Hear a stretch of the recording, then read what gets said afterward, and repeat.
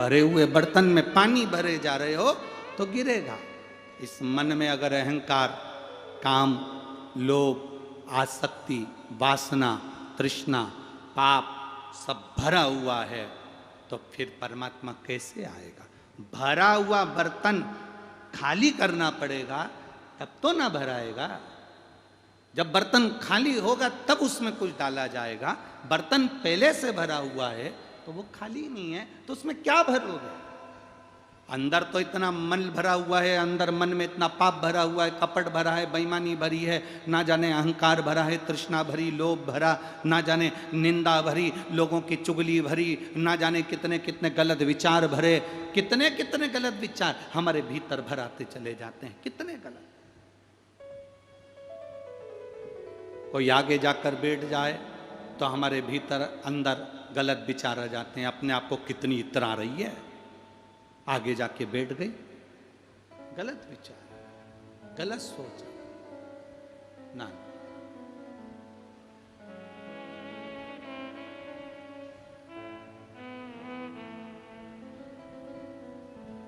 मन को खाली रखो और जब मन खाली रहेगा तो फिर उस खाली मन में परमात्मा जरूर आकर बैठेगा, ये निश्चित है।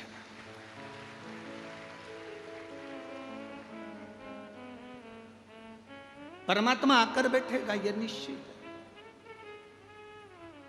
कभी तुम लोगों ने मट्टी के बर्तन बनते हुए देखे हैं? कोडिया में कुम्हार हैं? अरे बोलो तो जम के। कुम्हार को क्या कहते हैं?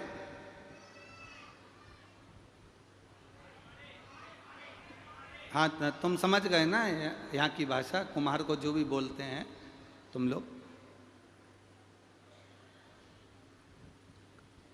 कुम्हार मट्टी के बर्तन का निर्माण करता है। कुम्हार मट्टी के बर्तन को बनाता है। जो निर्माण करता होता है, जैसे ब्रह्मा जी निर्माण करने वाले हैं तो उनको प्रजापति कहा गया है। दक्ष निर्माण करने वाले हैं इसलिए उनको दक्ष प्रजापति कहा गया है। तो जो कुम्हार होते हैं, निर्माण करने वाले होते हैं, उनको भी बोलो, जम के बोलो, प्रजापति कहा जाता है। वो लोग अपनी सरनेम के आगे क्या लिखते हैं? प्रजापति। प्रजापति कहा जाता है। ये तो दुनिया के लोगों की दृष्टि है। जो लोग कह देते हैं कुम्हार हैं, ईंट बनाने वाले हैं, बर्तन बनाने वाले हैं, मट्टी के बर्तन बनाने वाले हैं, कोई उनको नीचा देखता, कोई उनको ऊंचा देखता।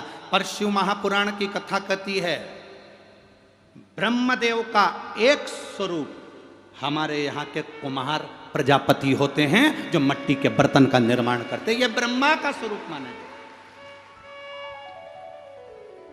प्रजापति समाज, ब्रह्म, ये कुम्हार समाज, दुनिया के लोग कहते हैं ये नीचा, वो ऊंचा, ये बर्तन बनाने वाले, मट्टी का काम करने वाले, ये करना ना ना ना।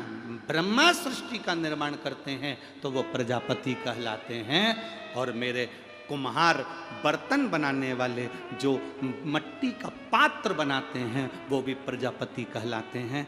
ध्यान देना, मट्टी के बर्तन को बनते हुए देखना। मट्टी का बर्तन बनाने वाला अपना एक हाथ मट्टी के बर्तन के अंदर रखता है और दूसरा हाथ ऊपर से ऐसे ऐसे थपथपाता रहता है। एक छोटी सी लकड़ी रहती है उसके पास में, वो धीरे धीरे धीरे धीरे धीरे धीरे थपथपाते रहता है। एक हाथ मट्टी के अंदर है, बर्तन के अंदर है, दूसरे हाथ से वो थपथपाते रहता है। बस परमात्मा भी ऐसा ही होता है, दुख देता रहता है और अंदर से हाथ लगाकर तुझे संभालता रहता है कि कहीं ये गिर ना जाए।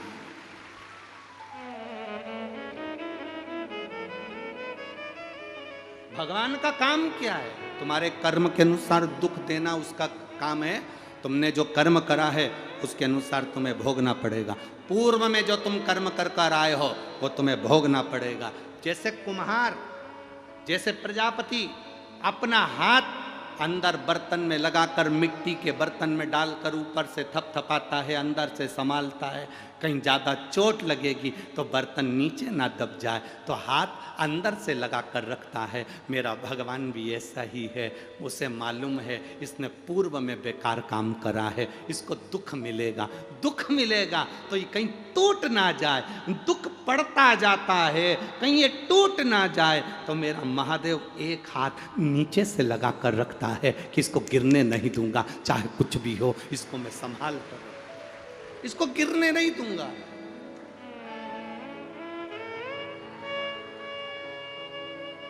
अगर परमात्मा दुख देता है तो परमात्मा उस दुख को सहन करने की शक्ति भी देता है।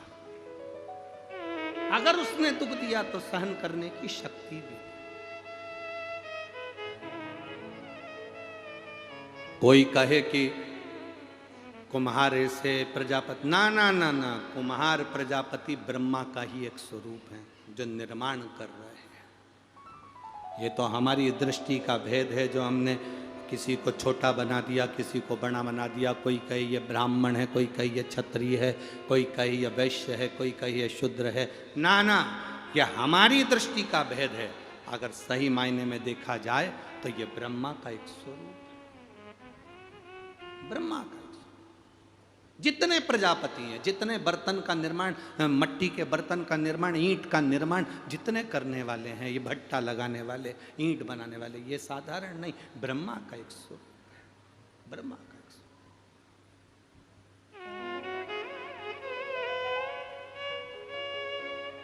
ये उसकी भक्ति है। कोई कहे कि भगवान शंकर करते क्या हैं, हम कहते हैं कर्म का दंड देना विधाता का काम है कि वो विधाता तुमको कर्म का दंड दे रहा है, ऊपर से मार रहा है, दुख दे रहा है।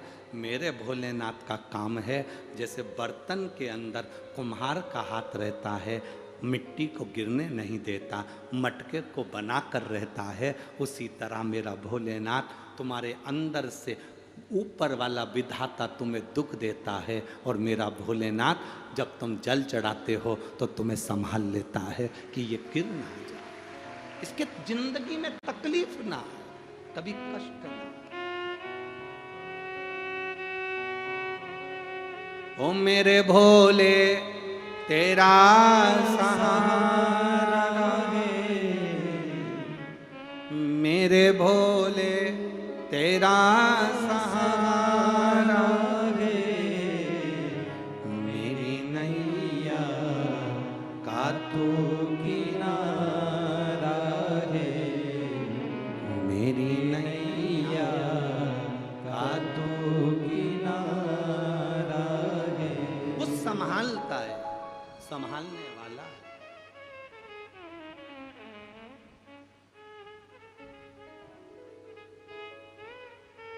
अगर वो ना हो तो कौन हो?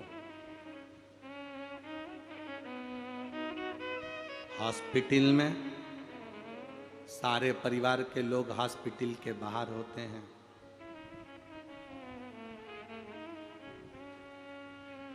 तुमने जिस महादेव को जल चढ़ाया है, शिव जी को बेलपत्र चढ़ाई है, जल चढ़ाया है, वो महादेव तुम्हारे आईसीयू में वेंटिलेटर के ऊपर तुम्हारे शरीर के पास मेरा शंकर एक रूप में विराजमान होता है, तुम्हें घबराने नहीं देता, तुम्हें टूटने नहीं देता है, संभाल कर चलता, तुम्हें लेकर चलता।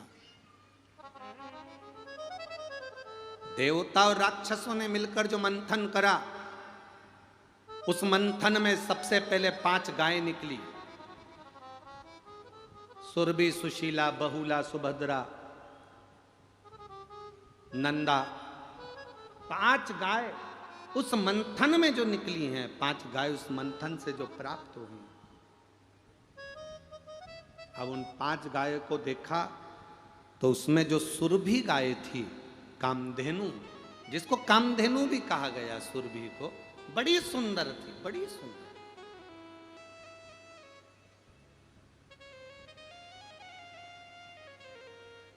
जितनी भी चीजें समुद्र मंथन में से निकली, उनमें से सभी चीजों को किसी ना किसी को दिया गया।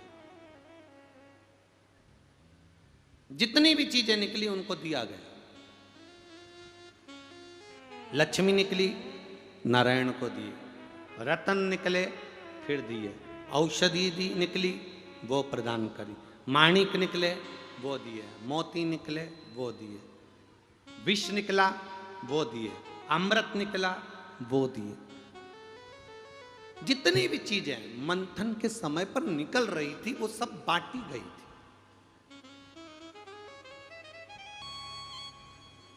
अब सुरभि गाय जब निकली, प्रकट हुई,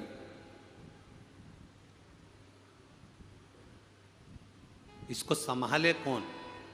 क्योंकि अभी तो मंथन चालू है, अभी तो मंथन चल रहा है। और मंथन अगर चालू है, समुद्र का मंथन चालू है, क्योंकि गाय के निकलने के बाद क्या क्या निकलता है ये पता नहीं चलेगा। अभी काम चालू है। अगर एक बच्चा गोदी में छोटा सा है और माँ काम कर रही है तो अपने बच्चे को किसी ना किसी को दे देती है। एक काकी संभालना, भाऊजी संभालना, भाभी संभालना, भाई जी संभालना, मेरे बच्चे को देखते रहना, मैं अब भी आती हूँ। उसने बच्चा किसी दूसरे को दे दिया संभालने के लिए। अब भगवान ने सोचा कि ये मंथन में जो गाय निकली है, इस गाय को दिया किसको जाए? सुभद्रा, बहुला, सुशीला, नंदा, सुरभि, इन सब का प्रतिबिंब एक कर दिया जाए और वो गाय किसको दी जाए? तब ध्यान में आया, वहीं पर दक्ष प्रजापति खड़े थे। तो दक्ष प्रजापति को देखा और दक्ष प्रजापति को देखकर भगवान ब्रह्मदेव ने बुलाया। ब्रह्मा जी ने कहा, दक्ष इधर आओ। दक्ष आया। दक्ष पधारो। दक्ष दक्ष हमारा एक मन है।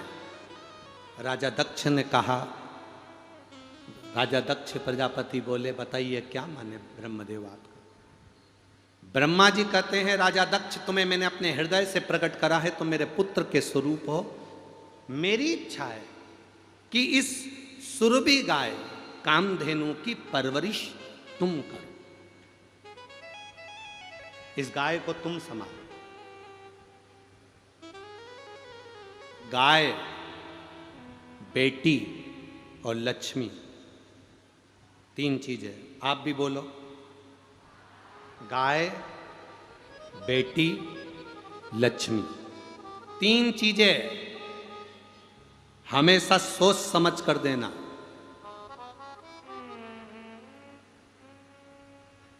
तीन चीजें हमेशा सोच समझ कर देना। पहले नंबर पर है गौ माता।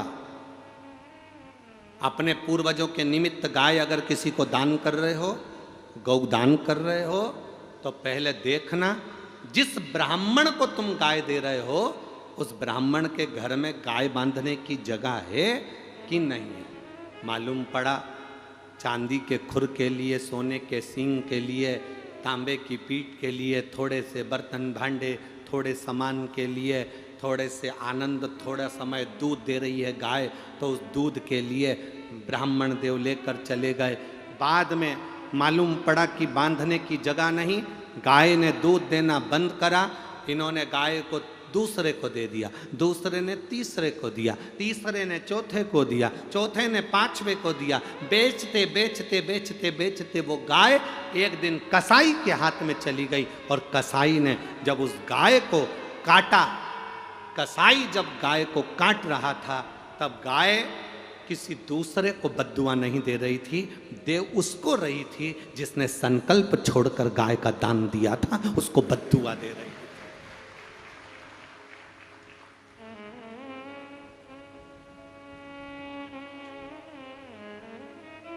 गाय 50 बार सोचना गौमाता को देने से पहले, गौमाता को देने से पहले 50 बार विचार करना कि गौमाता तुम्हारी सही जगह जा रही है कि नहीं जा रही है।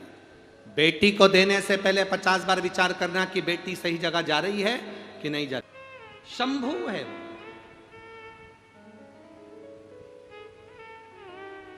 गाय अच्छी जगह देना, बेटी किसी ऐसे के साथ मत बांध देना कि बेटी को दुख हो, सोच समझ कर देना।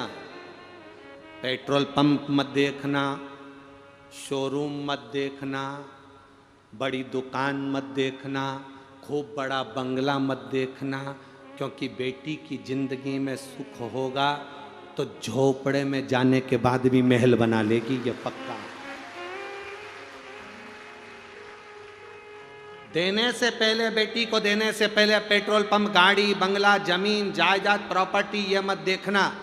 बेटी को देने से पहले ये देखना जिस लड़के के साथ बेटी को ब्याह रहे हो वो बेटी का आदर करेगा कि नहीं करेगा, सम्मान करेगा कि नहीं करेगा, सत्कार करेगा कि नहीं करेगा। मालूम पड़े बेटी तो ब्याह दी तो उसको सास ससुर कितने दिन के, देवर जेठ कितने दिन के, ननंद नंदोई कितने दिन के, बाराती आए कितने दिन के, रिश्तेदार कितने दिन के, रहना उसको पति के साथ है। अगर तुम्हारी बेटी का सम्मान भले गरीबड़ा हो पर तुम्हारी बेटी को इज्जत दे, सम्मान दे, सत्कार दे और उसको अपने हृदय से, आनंद से, प्रेम वश रखे तो समझ लो कि बेटी सुखी है, बाकी का जीवन व्यर्थ है। क्या देखा हमने कई जगह पर, कईयों के घर में 5-5 पेट्रोल पंप हैं, 4-4 गाड़ियां हैं, 8-8 नौकर लगे, सोफा सेट, डिनर सेट, सोने के सेट, हीरे के सेट और बहू अब सेट। तो क्या मतलब? वो धन, वो वैभव, वो सत्ता किस काम की अगर लड़की का हृदय दुख है तो? गाय गलत जगह जाती है तो दान करने वाले को रोना पड़ता है और बेटी गलत जगह जाती है तो कन्या दान करने वाले बाप को रोना पड़ता है। रोना पड़ेगा। तीसरे नंबर पर है लक्ष्मी, पैसा। किसी एरे गेरे नत्थु खेरे के हाथ में, ऐसे के हाथ में, कभी ऐसे के कटोरे में पैसा मत दे देना कि वो शाम को मदिरा की दुकान में तुम्हारे पैसे से मदिरा पी रहा हो, दारू का नशा कर रहा हो, जुआ खेल रहा हो, मांसाहार कर रहा हो, मदिरा पान कर रहा हो। ऐसे के कटोरे में कभी पैसा मत देना। ऐसे को तुम्हारा धन कभी मत देना कि वो तुम्हारे धन का सदुपयोग ना करे। भगवान की भक्ति में, भगवान के भजन में या भोजन में तुम्हारे पैसे को ना लगाकर खुद के व्यसन में, खुद की प्रसन्नता में, खुद के सुख में खर्च करे। ऐसी जगह धन मत देना। धन ऐसे को देना जहां तुम्हारी सही जगह पर लग सके, सही जगह पहुंच सके। उस धन की कीमत को समझो।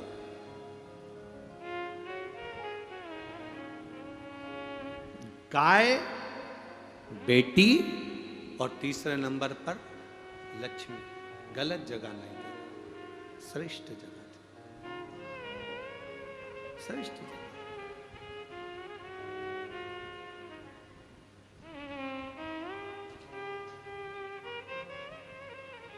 पहले देखो कोई भूखा है, कोई भूखा है तो अपने धन से पहले उस भूखे के भोजन कराने का प्रयास करो। धन को सही जगह लगाओ, सही स्थान। और हम तो आप लोगों से भी कहेंगे, आप लोग अगर 1 रुपया भी दान करते हो, जितने लोग आस्था चैनल पर कथा सुन रहे हैं, फेसबुक यूट्यूब पर सुन रहे हैं और जितने लोग आप यहाँ कथा सुन रहे हो, तुमने जो धन दान किया है, जिंदगी में एक बार सीहोर कुबेरेश्वर धाम आकर जरूर देखना कि सही जगह लग रहा है कि नहीं लग रहा। अपने धन का सदुपयोग हो रहा है, नहीं हो रहा। गौ माता ठाठ से रह रही कि नहीं रह रही, पंखे लगे कि नहीं लगे, गौ माता का स्नान हो रहा कि नहीं हो रहा, गौ माता चारा हरा खा रही कि नहीं खा रही। लोगों के भंडारे के लिए तुमने दान दिया तो लोग 20-20, 25-25 हजार आदमी रोज भोजन कर रहा है कि नहीं कर रहा। आकर जरूर देखना।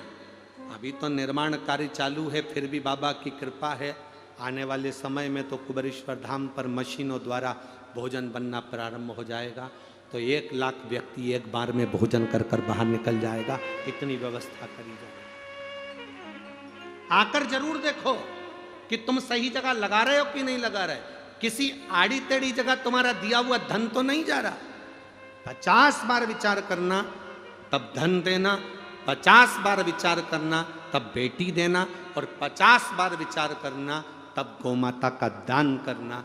देने से पहले विचारना। ब्रह्मा जी ने दक्ष प्रजापति को बुलाया और दक्ष प्रजापति से कहा, दक्ष मेरा मन है कि मैं ये समुद्र मंथन में निकली हुई सुरभि गाय तेरे को देना चाहता हूं, तू रख सकता है। तो दक्ष प्रजापति ने कहा ब्रह्मा जी से, पिताजी आप कहते हो कि मैं गाय ले लूं, आप कहते हो कि मैं सुरभि ले लूं, आप कहते हो कि मैं कामधेनु ले लूं, आप कहते हो कि नंदा सुभद्रा बहुला ले लूं, मैं लेने को मना नहीं है, पर दुख आप मुझे दे रहे हो तो पहले समझ लो कि गाय मेरे पास रहेगी तो मैं पाल सकता हूं, मैं उसको पोष सकता हूं, मैं उसको आनंद में रख सकता हूं।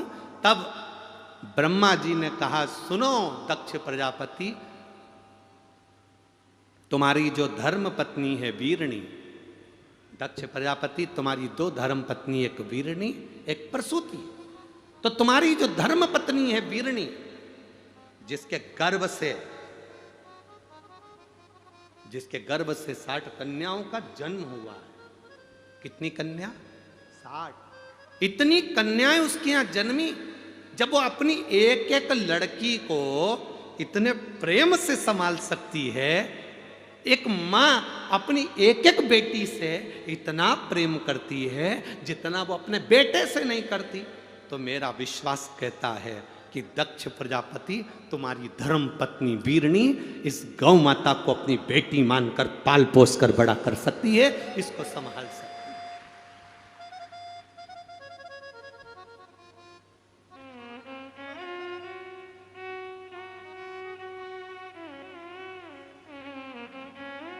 एक बात हमने कह दी थी पहले कथा में, तो उसका लोगों को बहुत बुरा लगा था।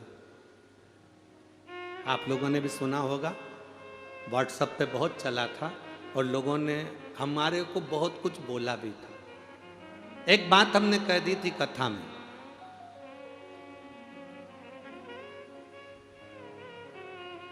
आज फिर बोलेंगे तो लोग फिर चालू हो जाएंगे, पर हमारी भी आदत है बोले बिगड़ रहते नहीं है। हमारे जो बात पहले कही थी आज फिर कह रहा है। जैसे दक्ष प्रजापति की पत्नी वीरणी 60 कन्याओं को हृदय से लगाकर पालती है, पोसती है, तो दक्ष प्रजापति के घर में ब्रह्मा जी गाय देने को तैयार हो गए कि ये इतनी बेटी को पाल रही है तो मेरी भी एक बेटी गोमाता को पाल लेगी। हमने एक बात पहले कह दी थी कि आपकी बेटी का विवाह ऐसे घर में करना जिस घर में पहले से बहन बेटियां हो, तो बेटी देना जिससे उस मां को मालूम पड़े कि बेटी का दर्द क्या होता है। इस बात का बहुत विरोध हुआ था। जिसके घर में बेटी है उसके घर में बेटी देकर देखना। तो मां जैसे अपनी बेटी को विदा करती है और उसकी बेटी को अगर कोई तकलीफ आती है तो वो माँ ये सोचे कि ये भी किसकी बेटी है, मैं अपनी बहू को तकलीफ क्यों दूं। इस बात का लोगों को बहुत बुरा लगा था। लोगों ने बहुत अपशब्द लिखा था, गुरुजी जिनके यहाँ पर बेटी नहीं हो तो उनके यहाँ कोई बेटी नहीं थे। हमारा निवेदन है जिस घर में पहले से बेटियां हो, अभी नवरात्रे आने वाले हैं, अभी आएंगे, श्राद्ध पूरा होगा, लोग देवी जी को पूजेंगे, जय अम्बे गौरी, और भोजन करने बुलाओ दूसरों की छोरी, जय अम्बे गौरी, और घर में हो जाए छोरी तो 24 घंटा रोरी, जय अम्बे गौरी, और भोजन करने बुलाओ दूसरे की छोरी। अब विचार करो जरा, नवरात्रे आएंगे, कन्याओं को ढूंढा जाएगा, कन्याओं को ढूंढ रहे हैं, देवी जी आ रही है, देवी जी आ रही है, तिलक लगाएंगे, उनको खाना खिलाएंगे, खीर पूरी खिलाएंगे और उनको तिलक करके चुंदड़ी ओढ़ाएंगे, पैसा देंगे। और कन्या तुम्हारे घर में पैदा हो जाए तो मुंह उतार कर बैठ जाते हो। जरा विचार करना, नवरात्रे में कन्या को भोजन कराने से पहले संकल्प लेना कि मेरे घर में भी एक बेटी होना जरूरी है। नवरात्रे में कन्या पूजन करने से पहले संकल्प लेना, हे देवी मैया हमारे घर में भी एक बेटी जरूर देना, एक बेटी का जन्म हमारे घर में जरूर देना। तो यह कथा क्या गलत कह रही है? अब तुम्हें कोई गलत बात लगी क्या इसमें? फिर भी लोगों ने कह दिया जिनके यहाँ बेटी नहीं हो तो उनके लड़का लड़की ना देवे। निवेदन, जिसके घर में बेटी होती है उसके घर में अगर कोई माता पिता अपनी बेटी की शादी करते हैं, जब उसकी बेटी विदा होती है तब माँ को मालूम पड़ता है कि बेटी का दर्द क्या होता है। जब तुमसे कोई दहेज मांगेगा तब मालूम पड़ेगा कि दहेज देना कैसा होता है। सामने वाले से तो कह दिया 50 बाराती आएंगे, अच्छे से खिलाना, डिनर सेट देना, ये सेट देना, वो सेट देना। जब तुमसे कोई मांगेगा तब मालूम पड़ेगा कि बेटी का देने का दर्द क्या होता है। जब तुम किसी की बेटी को, अगर थोड़ा सा तुम्हारी बेटी को दुख होगा तो तुम्हारे घर में जो बेटी है, बहू है, तुम जान पाओगी कि मेरी घर में भी किसी की बेटी रहती है। अगर मैं अपनी बेटी को सुखी देखना चाहती हूँ तो पहले मैं अपने घर की बहू को सुखी रखूंगी, तब मेरी बेटी सुखी रहेगी। हम सुधरेंगे, बोलो जम के बोलो रे जरा, हम सुधरेंगे। इतने धीरे बोलोगे तो कभी नहीं सुधरेगा, जरा दम से तो बोलो, हम सुधरेंगे युग सुधरेगा। हम बदलेंगे, कब सुधरोगे? बस फिर तो युग सुधरा सुधरा है, अपने को क्या टेंशन। हम सुधरें बस। हम हमारे घर में एक नियम बना लें कि मैं अपनी बहू को अच्छे से रखूंगी, तो ये मेरा विश्वास कहता है मेरी बेटी कहीं पर भी रहे उसकी सास अच्छे से रखेगी, ये पक्का। उसकी सास भी अच्छे से रखेगी। एक माता पिता से पूछो कि बेटी का दर्द क्या होता है। कोख में पाल पोस कर बड़ा करा और वो बेटी ब्याह करने के बाद अगर दुखी हो जाए तो माँ बाप से पूछना कि उसका दिल कितना रोता है।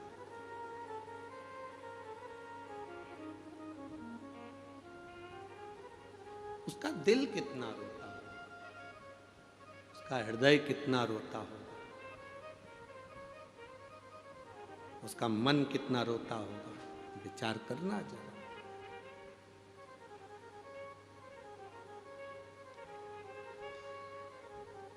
शिव कथा कह रही है, भगवान शंकर का संवाद कर रहा है।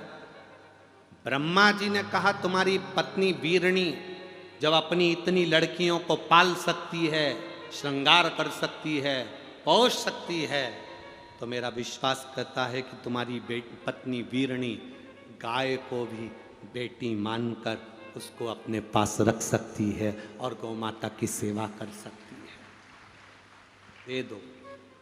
दक्ष प्रजापति ने कहा मैं अपनी धर्म पत्नी वीरणी से पूछना चाहता हूं, तुम्हें ये बेटी मिलेगी, तुम इस बेटी का सम्मान करोगी, आदर करोगी, सत्कार करोगी? तुम्हें सुरभि कामधेनु गाय मिल रही है, तुम इस बेटी का आदर करोगी? वीरणी को बुलाया गया और वीरणी ने आते से ही जब गौ माता को देखा, सुरभि को देखा, कामधेनु को देखा, इतनी सुंदर सुरभि गाय, इतनी सुंदर कामधेनु। अब सुरभि कामधेनु थी, सुरभि का एक भाव था कि वो अपने स्त्री स्वरूप में आ जाती थी।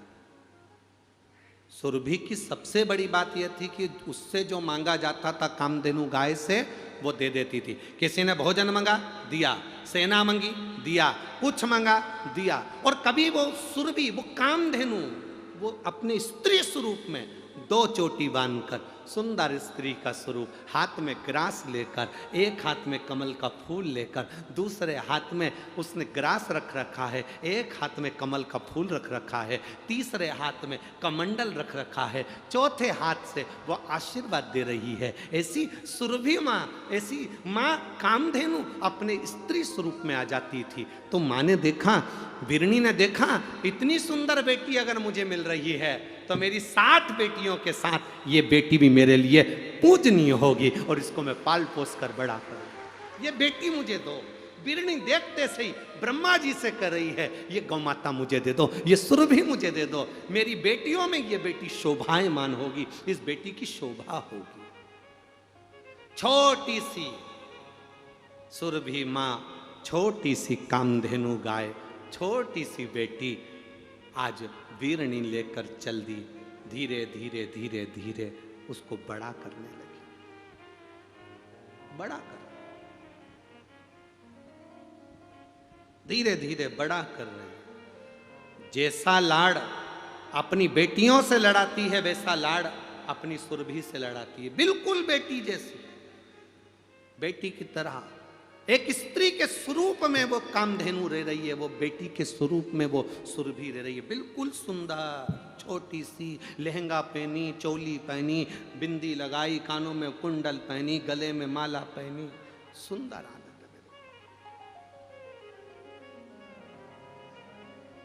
और जिस घर में बेटियों की किलकारी गूंजती है उस घर में यमराज की गदा कभी नहीं गूंजती है। बेटियों की किलकारी गूंजना चाहिए। घर में अगर बेटी जन्म ले तो बेटे के जन्म से ज्यादा उत्सव बेटी के जन्म का मनाना, क्योंकि बेटा एक कुल को तारता है और बेटी 2 कुल को तार कर चलती है। बेटे के जन्मदिन पर जितने फटाके फोड़ो उससे दुगने फटाके बेटी के जन्मदिन पर फूटना चाहिए। पर करें क्या महाराज, बेटा हो जाता है तो लोगों को कहे बेटा हो गया, छोरा हो गया, छोरा हो गया, और बेटी हो जाए तो हाथ में जो दूध की टंगल रहती वो भी नहीं हिलती, तो मुंडा क्या खा खिले। बेटी हो गई, किसी किसी के यहां तो करोड़ों का धन होता है और बेटी हो जाए तो ऐसा मुंह उतर जाता, करोड़ों का धन, और उसके बाद भी बेटी हो गई। महाराज जी बेटी हो गई। हमने कहा भगवान की बड़ी कृपा हो गई, तुम्हारे घर बेटी हो गई, इतना सारा धन है, कम से कम कन्यादान में लगाओगे तो कोई पाप भी करा होगा तो पुण्य में तो बदल जाएगा। अच्छा है बेटी हुई है, यह पुण्यता है तुम्हारी, यह आनंदता है तुम्हारी।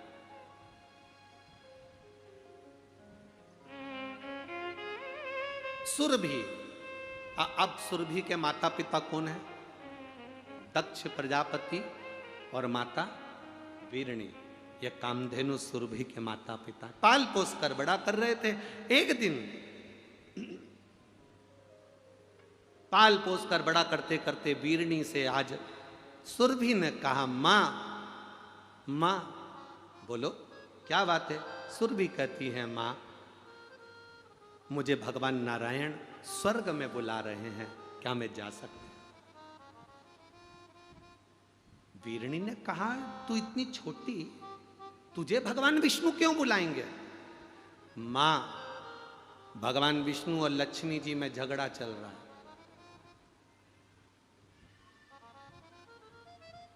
क्या झगड़ा चल रहा है? लक्ष्मी जी कह रही हैं मैं सर्वश्रेष्ठ हूं, नारायण कह रहे हैं तू सर्वश्रेष्ठ नहीं। अब दोनों में झगड़ा चल रहा है, तो भगवान विष्णु ने मुझे बुलाया है। क्यों बुलाया है? लक्ष्मी को बहुत अहंकार आ गया है माँ, उसके अहंकार को कम करने के लिए नारायण मुझे बुला रहे हैं। तू जाकर क्या करेगी बेटी? सुरभि कहती है माँ, कामधेनु कहती है माँ मुझे जाना पड़ेगा क्योंकि नारायण बुला रहे हैं। माँ वीरणी ने कहा ठीक है जा, और वीरणी अपनी बेटी सुरभि को, कामधेनु को स्वर्ग भेज दी। जैसे स्वर्ग में कामधेनु गई, भगवान नारायण ने कहा कामधेनु, वीरणी हमें तीर्थ करने जाना है, अगर हम इस नारायण के स्वरूप में तीर्थ करने जाएंगे तो लोग हमें देखकर पूजने लग जाएंगे, इसलिए हम तुम्हारे शरीर में बैठकर तीर्थ करेंगे। 33 कोटि देवताओं को माता सुरभि ने अपने शरीर में बिठा लिया। भगवान नारायण तीर्थ करने ले गए। 8 दिन तक नारायण स्वर्ग नहीं आते। 10 दिन निकल जाते, भगवान नारायण स्वर्ग नहीं आते, तो लक्ष्मी जी को टेंशन बढ़ा कि मेरा पति आखिर जाता कहाँ है, भगवान विष्णु आखिर जाते कहाँ है। लक्ष्मी जी को टेंशन बढ़ा, लक्ष्मी जी को चिंता बढ़ी कि नारायण कहाँ गए, नारायण पहुंचे कहाँ है। अब तो सारे देवता गौ माता के अंदर बैठते तीर्थ करने चले जाते।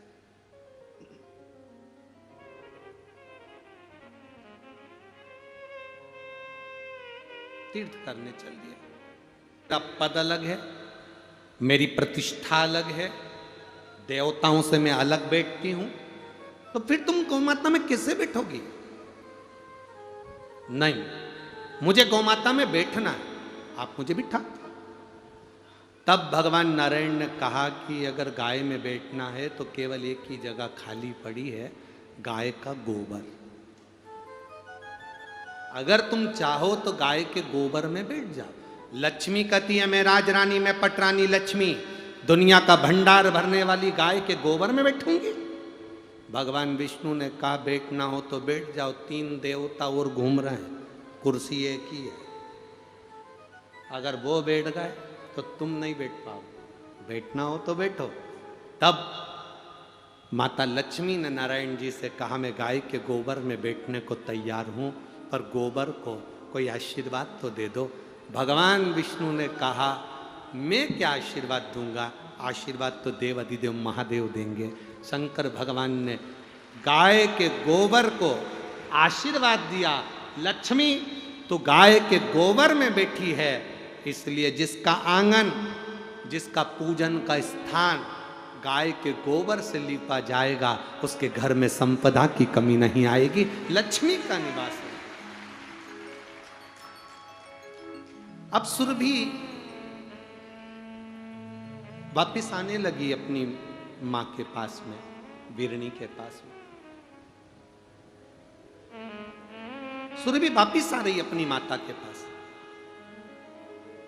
और जब सुरभि अपनी माता के पास वापिस आने लगी, तभी सुरभि को आते हुए उसी समय पर राजा दिलीप सूर्यवंश के वहां से निकल कर आ रहे थे। राज्य को जीत कर राजा दिलीप निकल कर आ रहे थे, और उन्होंने सुरभि गाय को, कामधेनु को देख कर भी प्रणाम नहीं किया। उन्होंने सुरभि गाय को, कामधेनु को देखकर प्रणाम नहीं किया।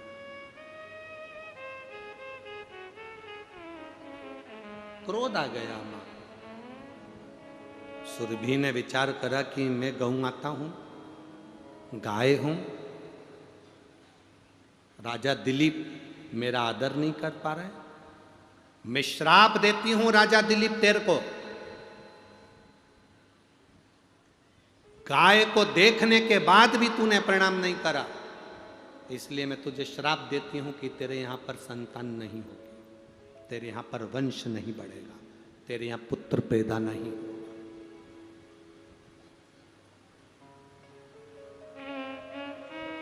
तेरे घर में औलाद नहीं होने वाली।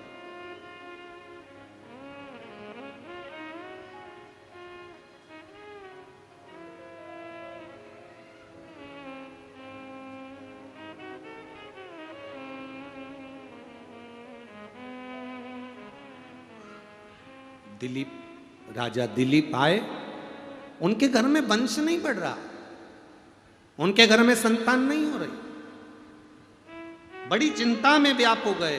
राजा दिलीप बड़ी चिंता लगी, बड़ा टेंशन। तब अपने गुरुजी के पास में गए और गुरुजी के पास में जाकर निवेदन करा, डिले कम करो। अपने गुरुजी के पास जाकर निवेदन किया, अपने गुरुजी के पास जाकर कहा, गुरुवर, गुरुदेव, मेरे घर में संतान का सुख नहीं है, संतान कैसे होगी मेरे यहाँ? मेरे यहाँ औलाद का सुख नहीं, संतान का सुख नहीं, आप कृपा करिए। वशिष्ठ बाबा ने कहा, मेरी गाय ये नंदनी लेकर जाओ, इस गाय की सेवा में लग जाओ। ये गाय बैठे तो तुम बैठना, ये पानी पिए तो तुम पानी पीना, ये भोजन करे तो तुम भोजन करना, ये कहीं आराम करे तो तुम आराम करना। इस गौ माता की सेवा में लग जाओ, क्योंकि तुमने गाय का अपमान करा, इस गौ माता का तुमने सम्मान नहीं करा। सनातन हिंदू धर्म कहता है, हमारा राष्ट्र कहता है, हमारा सनातन धर्म कहता है, गौ माता अगर बीच राह में कहीं दिख भी जाए तो हमारी गाड़ी को स्लो कर कर पहले उसको प्रणाम कर लेना चाहिए कि माँ तेरी कृपा, तुझ में 33 कोटि देवता विराजमान है, तेरे अंदर 33 कोटि देवी देवता विराजे हैं। माँ तू करुणा करना, माँ ऐसी कृपा करना कि मेरी झोली खुशियों से भर आ जा। किसी शुभ कार्य के लिए जा रहे हो, गौ माता का स्पर्श कर कर जाइए, कार्य में सफलता होती है।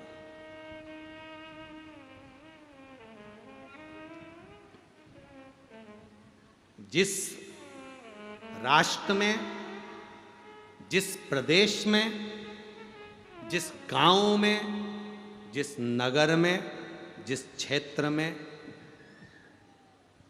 गाय काटी जाती है, उस क्षेत्र का, उस नगर का कभी विकास नहीं हो सकता। वहां के लोग रहने के बाद भी चाहे कितना ही पुण्य कर ले, अंत में उनको भोगना ही पड़ता है। प्रयास करो अपने प्रदेश में, अपने देश में, अपने क्षेत्र में, अपने गांव में, अपने नगर में कहीं गौ माता की हत्या ना हो। घर के बाहर हम भोजन अगर पटक भी दे तो पॉलीथीन में ना पटके। गाय पॉलीथीन खाती है, उसके पेट में जाता है, कैंसर हो जाता है, गाय तड़पती रहती है, तड़पती रहती है, पन्नी निकलती नहीं है। एक एक गाय के पेट में 5-5, 6-6 किलो पॉलीथीन भरी रहती है साहब। जब गाय मरती है तड़प तड़प कर मरती है, तड़प।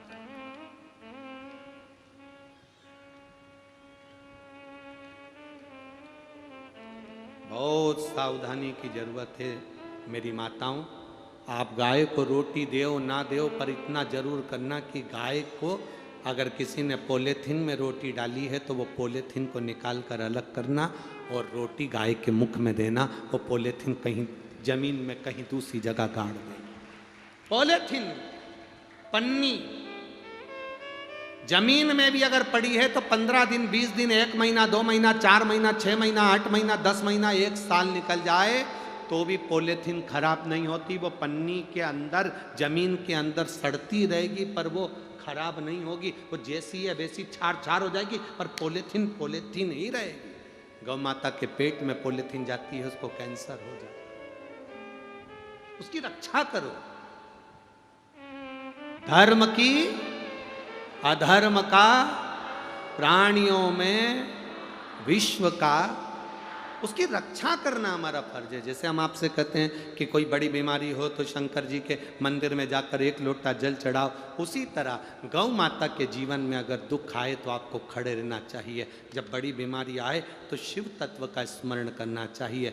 गौ माता के जीवन में अगर दुख आए तो आपको वो पन्नी अलग करना चाहिए। ने कहा, रे दिलीप, मैं तो तेरी परीक्षा ले रहा था, ये गाय के कहने पर मैंने तेरी परीक्षा ली थी। अब तो चिंता मत कर, नंदनी तुझे वर देगी। नंदनी गाय ने राजा दिलीप को वर दिया कि तुम्हारे घर में एक पुत्र जन्म लेगा जिसका नाम भागीरथ होगा। वो भागीरथ गंगा जी को लेकर आएगा और 60,000 काकाओं का उद्धार कर जाएगा।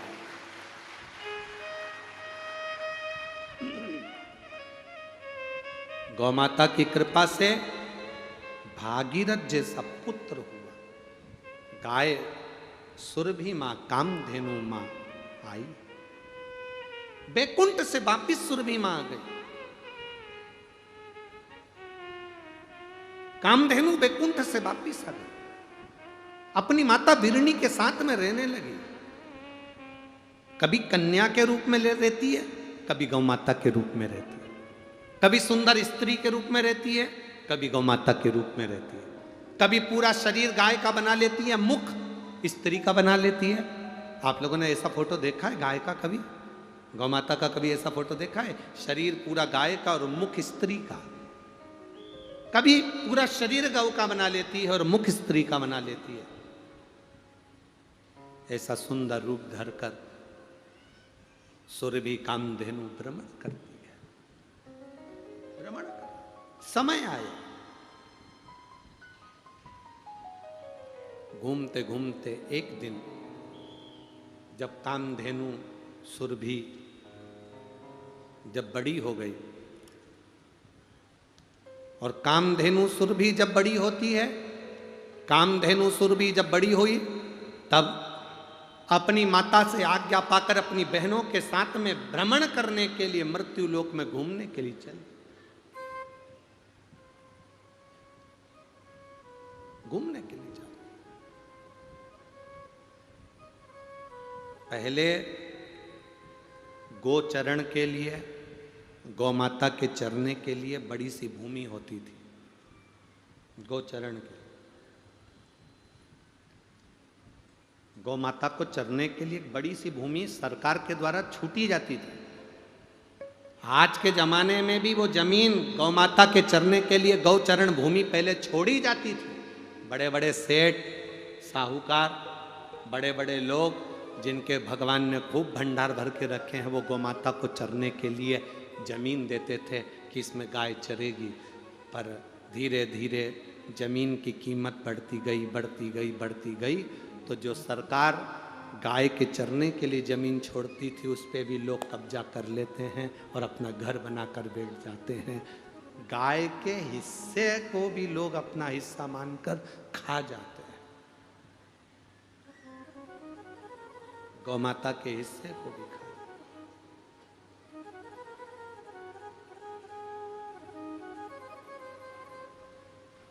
अभी आशीष आपको बोल रहा था, आपने सुना होगा, आशीष कथा के पहले बोल रहा था, तुम अन्नदान में अगर पैसा दान कर रहे हो ऑनलाइन तो उसमें लिख के भेजो व्हाट्सएप पे कि हमने अन्नदान में किया। तुम मंदिर निर्माण में दान कर रहे हो तो मंदिर निर्माण का लिखकर भेजो कि मंदिर निर्माण में दिया। तुम गाय के कन्यादान में अगर दान कर रहे हो कि आज एकादशी है, गौ माता का विवाह हो रहा है तो उसके दान में, कन्यादान में देना है, तो वो लिखकर भेजो कि कन्यादान में दिया। कम से कम तुमने जो कन्यादान में दिया, हम उसको उठाकर जो नई गौशाला का निर्माण हो रहा है उस गौशाला में तुम्हारी तरफ से लगा दें, जिससे लगे कि कन्यादान आया था तो यहाँ लगा। गौ माता के चारे के लिए दिया है तो चारा लिखकर भेजो कि हमने चारे के दिया, जिससे चारा खा सके।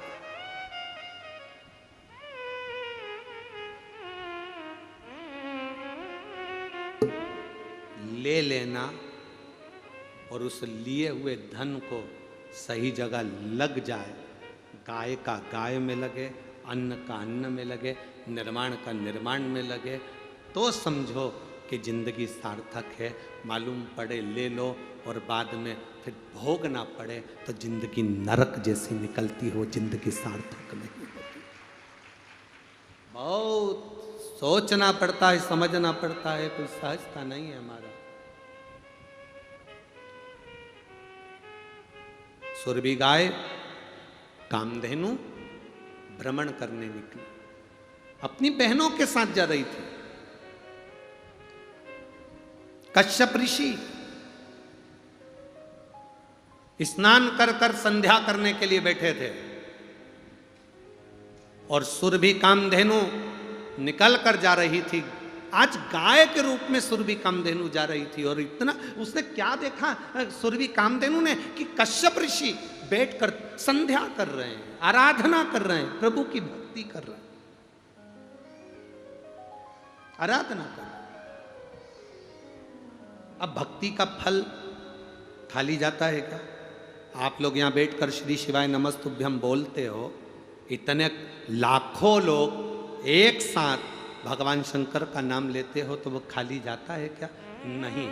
3 महीने के अंदर मेरा बाबा तुम्हारी झोली भरता जरूर है, ये निश्चित है। हम सबके हाथ जोड़े, उसके बाद अगर महादेव के हाथ जोड़ने जा रहे हैं तो महादेव से इतना कहना,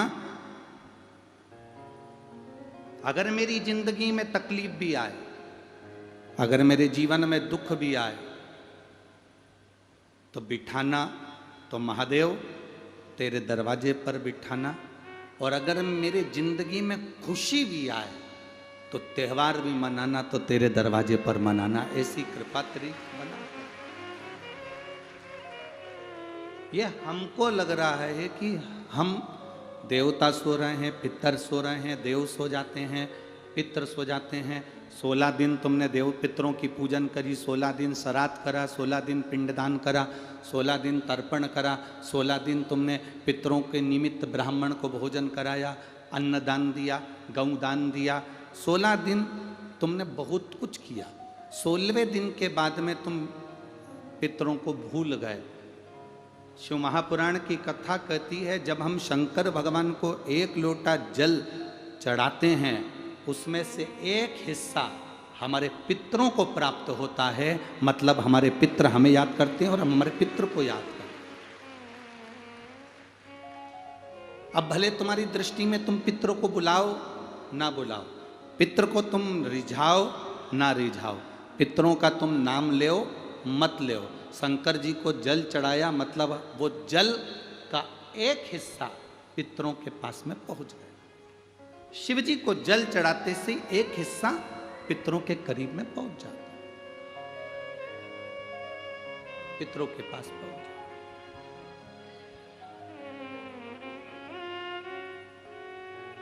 तुम शंकर के मंदिर में एक चावल का दाना समर्पित करे, उसमें से थोड़ा सा भाग अपने पितरों के निमित्त पहुंच जाता। आप किसी को भाग अन्न का दे रहे हो, उसका एक भाग पितरों के निमित्त पहुंच जाता। यहाँ साईं धाम वाले महाराज जी बैठे हुए हैं छत्तीसगढ़ के। इनके साईं धाम में हमने जब हम गए थे तो हमने देखा कि रोज प्रतिदिन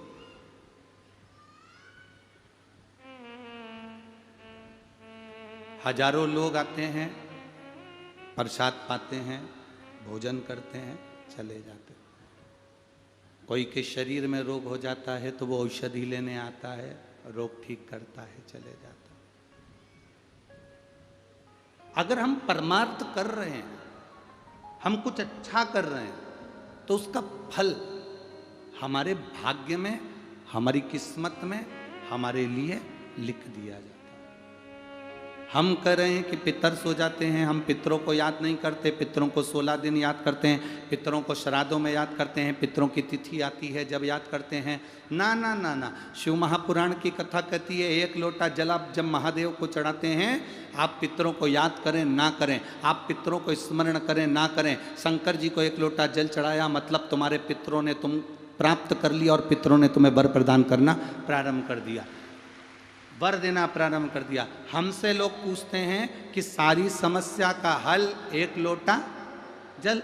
तो गुरुजी ये बताओ कि सारी समस्या का हल 1 लोटा जल कैसे हो सकता है? हम कहते हैं शिवजी को जब जल चढ़ाते हैं तो पितरों को भी मिलता है, शिवजी को जल चढ़ाते हैं तो 33 कोटि देवताओं को प्राप्त होता है, शिवजी को जल चढ़ाते हैं तो नवग्रह देवता को प्राप्त होता है, शिवजी को जल चढ़ाते हैं तो हमारे आहूतों वासुकों को प्राप्त होता है, शिवजी को जल चढ़ाते हैं तो ये प्रकृति वनस्पति को प्राप्त होता है, शिवजी को जल चढ़ाते हैं तो 64 योगिनियों को प्राप्त होता है, शिवजी को जल चढ़ाते हैं तो सारी देवियों को प्राप्त होता है। शंकर पर चढ़े हुए जल का भाग बट जाता है, इसलिए शिवजी पर 1 लोटा जल चढ़ाने के लिए अगर किसी का शनि कमजोर, राहु कमजोर, केतु कमजोर, कोई मंगल कमजोर, किसी का कुछ तकलीफ है, जल चढ़ाते से ही उसकी वो तकलीफ धीरे धीरे कटना प्रारंभ हो जाती है। इसलिए सारी समस्या का हल 1 लोटा जल। एक पत्र आया है, देखिए।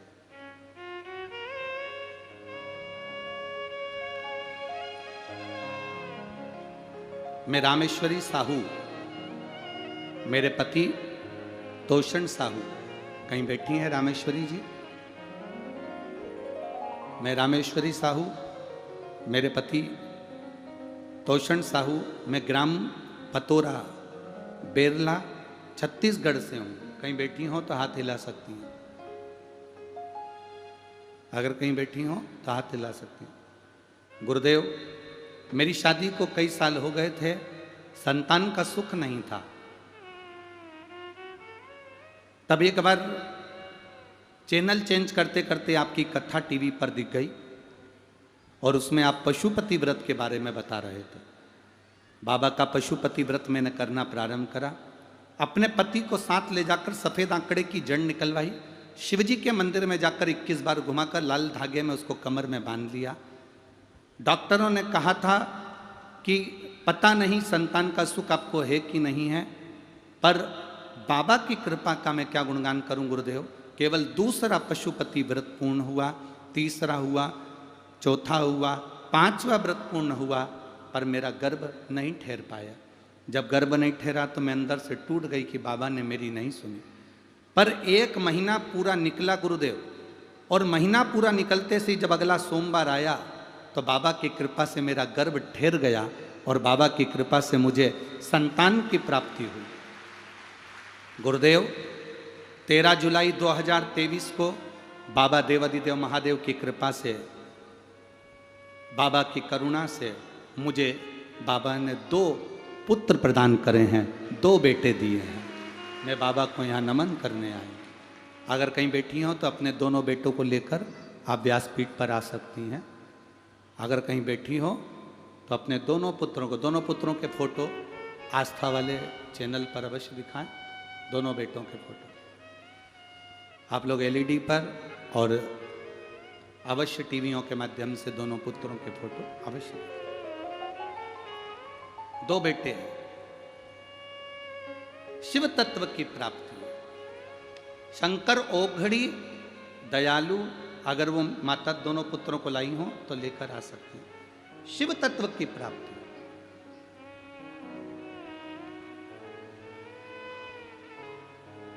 और तेरी कृपा बिना न हिले एक भी अणु, लेते श्वास तेरी कृपा से तनु तनु। बखान क्या करूं मैं राखों के ढेर का, चपटी बहुत में खजाना कुबेर का। हे गंगधार मुक्ति द्वार ओमकार तू, भोले ओमकार तू। आयो शरण तिहारी शंभुकार तार तू। हमारे दिल की बात, हमारे मन की बात, हमारे चित्त की बात, हमें लग रहा है कि हमारे पितर सो रहे हैं, हमें लग रहा है हमारे कुल देवी देवता सो रहे हैं, हमें लग रहा है कि हमारे देवता हमारी नहीं सुन रहे हैं, पर ना ना ना।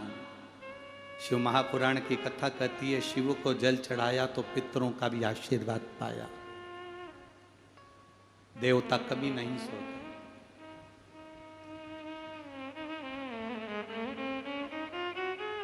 मेरी माताएं यहां बैठी हुई हैं, मेरी जीजी यहां बैठी हैं। आपका बच्चा 6 महीने का, पहले तुम सोती हो कि बच्चा सोता है? पहले बच्चे को सुलाती हो या तुम सो जाती हो? बोलो बोलो, जम के बोलो जरा। पहले माँ सो जाती है कि बच्चे को सुलाकर सोती है? क्या करती है? बच्चे को सुलाती है, फिर माँ सोती है। बच्चे की किलकारी सुनी, माँ के नेत्र खुल गए। बच्चा जब तक नहीं सोता, माँ उसको हृदय से लगाकर स्तनपान कराती कराती थपथपाती हुई उसको सुलाती है। माँ को नींद नहीं आती जब तक औलाद ना सो जाए। अब लोग कहते हैं कि देव सोनी एकादशी पे देवता सोते हैं, देव उठनी पर उठते हैं। 4 महीना अगर भगवान सो गए तो कोड़िया वालों एक नहीं दिखने वाले।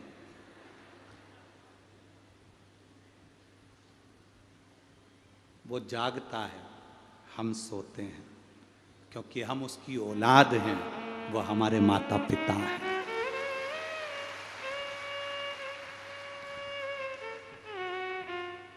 हम औलाद हैं उनकी, वो हमारे माता पिता हैं। माता पिता बड़ा ध्यान रखते हैं महाराज। भाव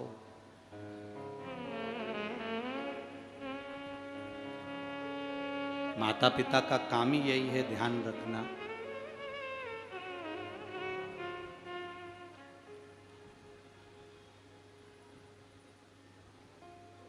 कि बेटे पुकारें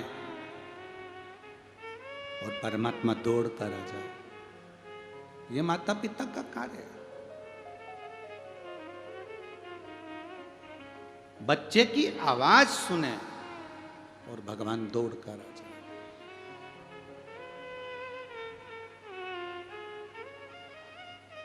पुकारने का भी तरीका अलग होता है। एक बच्चा रो रहा है, मां काम कर रही है, वो भिन भिन कर रहा है और मां अपना काम कर रही है। मां अपने बर्तन छोड़कर नहीं आ रही, वो रो रहा है। मां अपनी रोटी छोड़कर नहीं आ रही, वो रो रहा है।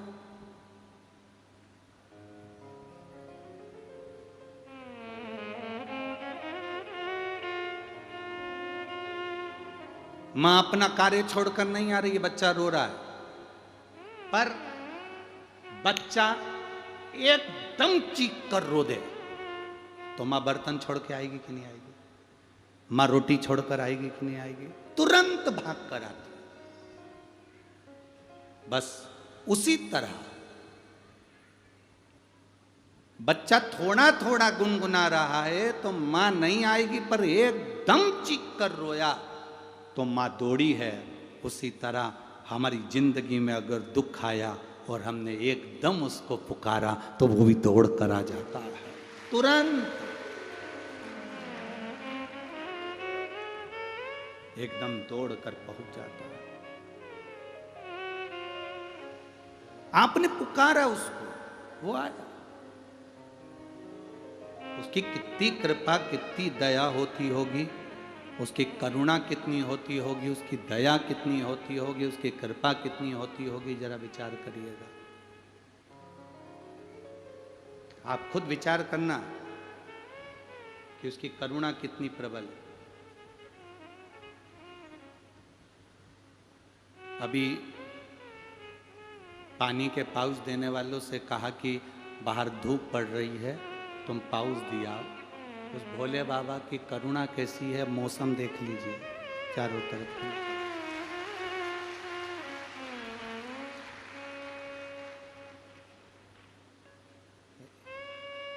ये उसकी कृपा है, ये उसकी उदारता है। दिल से कहोगे तो वो दिल से सुनेगा। ये पानी का पाउच देने के लिए धूप वाले को जाए चाहे ना जाए, पर उसने छतरी उठाकर लगा दी है थोड़ी समय के लिए कि वो ये उसकी उदारता है।